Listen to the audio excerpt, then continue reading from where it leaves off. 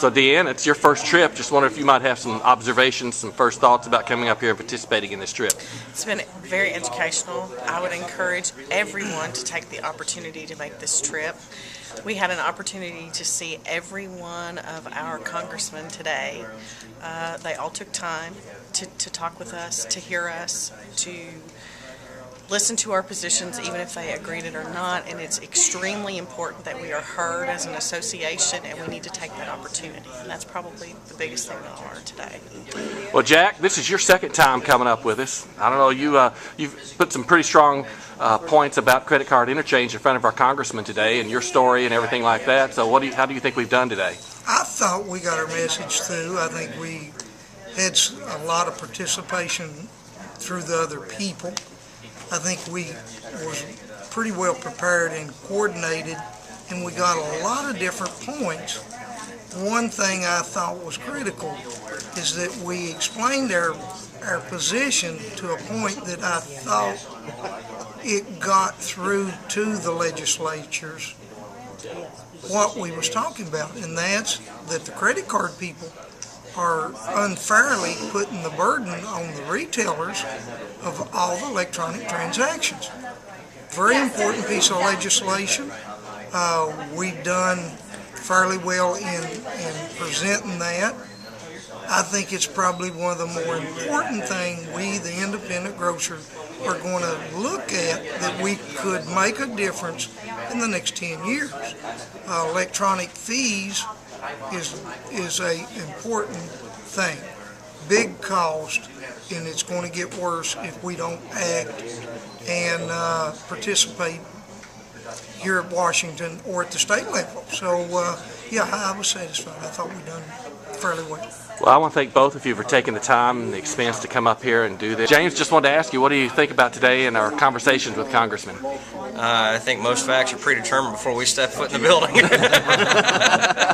I tell you, it's nice. We from the Kentucky perspective, year after year, Ted has done an excellent job rounding up our troops, because we have one of the largest delegations in Washington representing the National Grocery Association and FMI out of all the groups, and it's great to see the energy coming out of Kentucky. We're not always pleased to hear what our elected officials have to say to us, but at least they're giving us honest opinions of where they stand on particular issues. It's a heck of an education on the complexity of our government and the complexity of the issues, and learning the nuances and personalities of each of our elected officials. Something you really can't do, watching on TV. Congressman Yarmouth just shared with us the average sound bite's 9 seconds. It's hard to explain major policy changes in 9 seconds. I have to agree with you. Well, Robbie, you're one of the store managers for Value Markets, and this is the second time you've been with us up here to D.C., and you just told me a moment ago it's always an educational process about coming up here and to see some of this. What are your thoughts about coming up here and talking to our elected officials? I really enjoyed it. I think that the ones we've talked to today have been honest with us. Not that I always agree with what they say, but I do appreciate them being honest with us. I kind of wonder about this system. It just seems like they don't work together enough, and I don't know how you fix it, and I don't think they do either. All right, guys. Well, thank you all for coming up, and hopefully we're going to keep this interchange success we've had moving forward. Hope so. It needs to get better. KGA members, we're here at the Capitol Hill Club with Tom Litzler and his lovely bride, Pat Litzler, and we've just taken a little break from visiting with our congressman. And Tom, just wanted a little thoughts about our visits today. What are your observations? Well, I've had the opportunity to come up here and do this for several years now. It's something that our company, Rempke Markets, believes is worthwhile. That you need to keep contact with your legislators. You need to let them know where you are on positions. If you expect things to happen that you want to happen. It was very effective today. I mean, we met with every Kentucky congressman and senator from our state, and we received, I think, as a tribute to the Kentucky Grocers Association, they gave us a good amount of time and listened intently to what we had to say, and I think we've come away with some good results. Pat, I know you used to come on these trips years ago, and I just wondered, aside from the rain today, what you thought about today and all these visits, and how the folks are doing in front of these congressmen today. I was very impressed. And I think that we need to say that Kentucky had the largest representation of grocers, I understand, of all the states, which I think we have something to be proud there and shows our interest in the state association.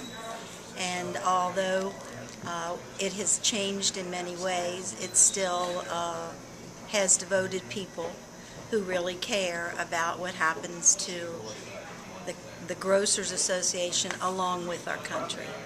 I'm very proud. Well, thank you for coming, and hopefully this will be a successful trip for us, and hopefully we can get some even larger group to go next year.